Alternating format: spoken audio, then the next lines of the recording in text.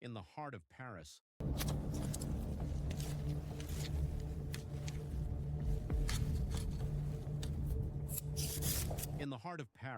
an impossible crime, the Louvre, a monumental fortress of global heritage, home to the Mona Lisa, drawing 9 million visitors a year. But on a quiet Sunday morning, four shadows breached the impenetrable, not in the dead of night, but in broad daylight. 7 minutes. That's all it took to vanish with 8 pieces of France's crown jewels, valued at over $100 million. How did a group of thieves turn the world's most secure museum into their personal vault? And why did the sophisticated security system fail so spectacularly? Entry point's here, under the old loading bay. No cameras until the second corridor. The Louvre is more than a museum. It is the physical representation of France's pride and historical wealth. Its security apparatus is expected to be paramount, a standard bearer for cultural protection globally. Yet, on Sunday, October 19th, 2025, that apparatus was brutally exposed. The crime scene, the ornate Galerie d'Apollon. This gallery is the sanctuary for the French crown jewels, historical relics dating back to the 19th century reigns of queens and emperors. These are not just gems, they are untouchable symbols of a nation's lineage. The audacity of the crime was its timing. It occurred at approximately 9:30 a.m. shortly after the museum opened, while visitors were beginning to pour in. This was a bold challenge to the French state, described by one official as an attack on our heritage. The thieves, believed to be 4 professional suspects, didn't use a hidden tunnel or an elaborate disguise to get past the internal security. They used pure brazen engineering. The initial breach was executed from the exterior facade facing the Seine. The area, possibly obscured by scaffolding or building works, provided the perfect cover. A truck arrived carrying a mechanical basket lift, the type used for maintenance or construction. 2 of the thieves, possibly wearing high-visibility vests to look like workers, used the lift to ascend to a first-floor window of the gallery. Their timing was surgical. The Interior Minister, Laurent Nunez, confirmed that the entire operation lasted less than 8 minutes, with the thieves spending less than 4 minutes inside the museum itself. This incredible speed points to exhaustive pre-planning. As the alarms were triggered, the thieves bolted, fleeing the scene on fast motorbikes or scooters, allowing them to instantly disappear into the chaotic Parisian traffic, leaving behind their tools in a scene of devastation. The haul was significant but highly selective. The thieves ignored the world-famous Regent diamond, opting instead for items that were historically invaluable yet less globally recognizable, making them easier to sell or dismantle later. 9 pieces were stolen in total, 8 of which remain missing. The value?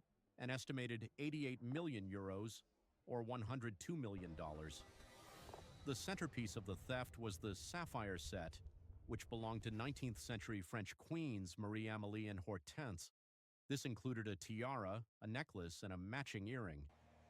The tiara alone is a masterpiece, embellished with 24 Salon sapphires and over 1,000 diamonds. They also took the emerald necklace and a pair of earrings from the Empress Marie-Louise set, a precious testimony to Parisian jewelry. Lastly, they snatched several unique brooches and the tiara of Empress Eugénie de Montijo, the wife of Napoleon III. Ironically, the Empress Eugénie's tiara was recovered at the scene, seemingly dropped or discarded during the panicked getaway. It was damaged, but its recovery offered investigators their first pieces of forensic evidence. During a Senate hearing, Louvre director Laurence Descartes admitted the grave failure, stating, "We failed to protect these jewels." She offered her resignation, but the culture minister, Rachida Dati, refused to accept it. Descartes revealed critical security failures. She confirmed the museum had a damaging shortage of security cameras on the perimeter and known weaknesses in the outside protection. But the most scandalous revelation concerns a crucial security downgrade. In 2014, the Louvre replaced its old display cases with new, ultra-modern models. The previous cases, installed in the 1950s, contained a secret.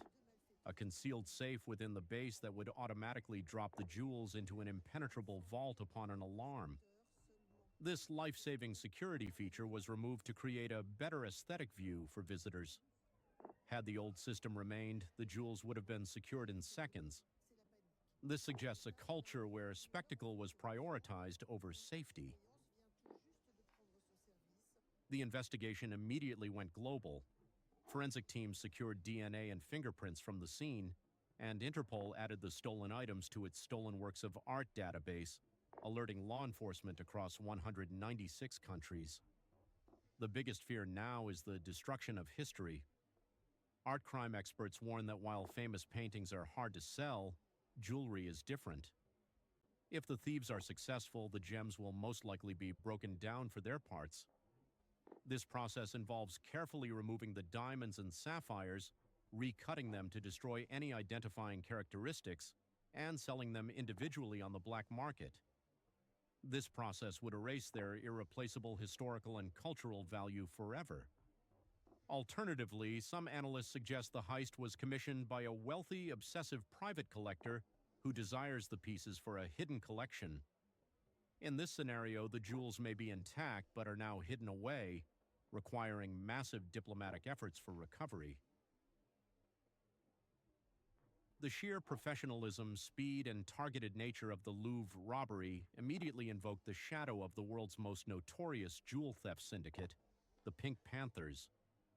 The Pink Panthers are an international network of highly skilled thieves who have executed dozens of daring heists across Europe and Asia, accumulating nearly $500 million in stolen goods over 2 decades.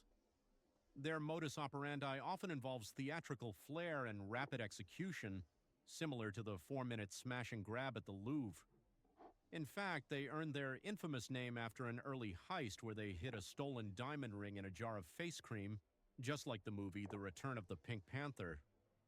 Although authorities have not formally linked them to this crime, the specialized focus on high-value, easy-to-dismantle jewelry is a classic hallmark of the Panthers. These groups are often ex-military or police, trained in evasion and highly organized to cross international borders immediately after a score. Whether it was the Pink Panthers themselves or an elite copycat crew, the message is the same. The defenses of the world's most prized cultural institutions are far weaker than the determination of organized criminals. The Louvre Heist of 2025 is more than a police file. It is a painful wake-up call. Just as a lone attacker changed airport security forever, this 7-minute breach may fundamentally force a change in how the world's museums protect our shared history. The hunt continues for the 8 missing jewels, but the ticking clock is against history. What do you think happened to the gems? Have they been broken down already, or are they waiting in a secret vault? Let us know your theories in the comments below. Don't forget to like this video and subscribe for more deep dives into the world's greatest unsolved crimes.